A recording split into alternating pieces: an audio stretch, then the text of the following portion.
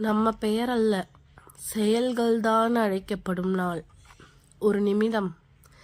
நம்ம பெயரை நாம் எவ்வளவு விரும்புகிறோம்? இந்த உலகத்தில் எங்கே போனாலும் நம்மை அழைப்பது பெயரால் தான். ஆனால் ஒரு நாள் வருகிறது, அந்த நாளில் பெயர் அழைக்கப்படாது, செயல்கள்தான் அழைக்கப்படும்.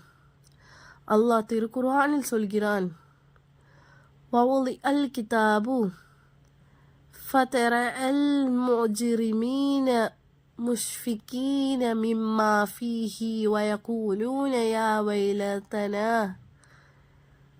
ما لي هذا الكتاب لا يغادر صغيرة ولا كبيرة إلا أحصاها.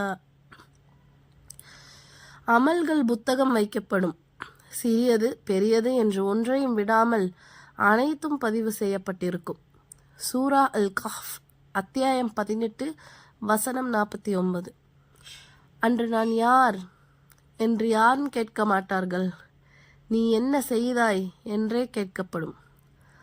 அல்லாஹ் இன்னொரு இடத்தில் சொல்கிறான், யௌம தஜிது குல்லு நஃப்ஸிம் மா அமிலத் மின் ஹைரின் முஹ்லர வமா அமிலத்து மின் சூஇ.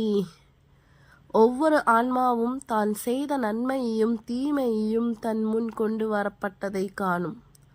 சூரா அல் இம்ரான் அத்தியாயம் 3 வசனம் 30. அந்த நாளில் நம்ம புகழ், நம்ம ஃபாலோவர்ஸ், நம்ம ஸ்டேட்டஸ் ஒன்றுமே நம்மை காப்பாற்றாது. நம்மை காப்பாற்றுவது சிறிய செயல்கள்தான். ஒரு தொழுகை, ஒரு கண்ணீர், ஒரு ரகசிய தர்மம், ஒரு தௌபா. நபி ஸல்லல்லாஹு அலைஹி வஸல்லம் அவர்கள் சொன்னார்கள், புத்திசாலி யார்? தன்னை கணக்கெடுத்து மரணத்திற்கு பிந்தைய வாழ்க்கைக்காக செயல் செய்பவனே. திருமதி. இன்று நம்ம பெயரை அழகாக்குறோம், ஆனால் நம்ம அமல்களை அழகாக்குறோமா? முடிவாக இந்த ஒரு கேள்வி, நாளை அல்லாஹ் முன்னால் நம்மை அழைக்கும் போது எந்த செயலால் அழைப்பான்?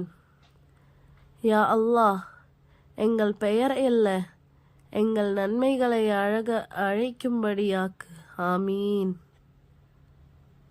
இந்த நினைவூட்டல் உங்கள் இதயத்தை தொட்டிருந்தால் இன்னும் இப்படியான ஈமானின் செய்திகளுக்காக சேனலை சப்ஸ்கிரைப் செய்யுங்கள்.